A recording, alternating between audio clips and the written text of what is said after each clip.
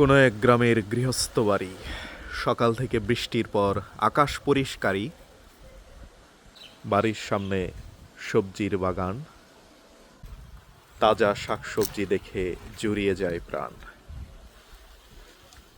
বৈশাখ মাসের ঝড়ো বাতাস,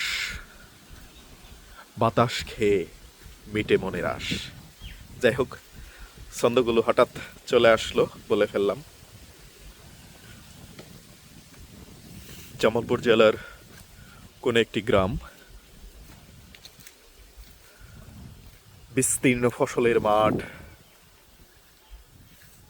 ফসলের মাঠ থেকে বৃষ্টি পরবর্তী ঠান্ডা বাতাস বইছে।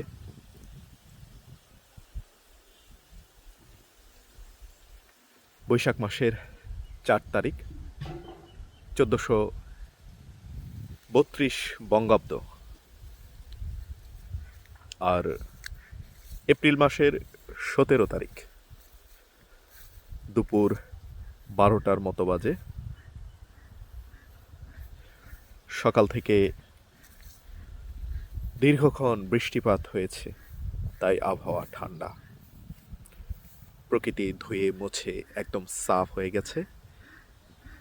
নির্মল সবুজ প্রকৃতি, বিশুদ্ধ বাতাস।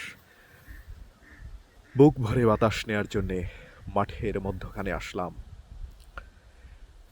ধানের শীষগুলি পুষ্ট হতে শুরু করেছে, কদিন পরেই সোনালি রং ধারণ করবে।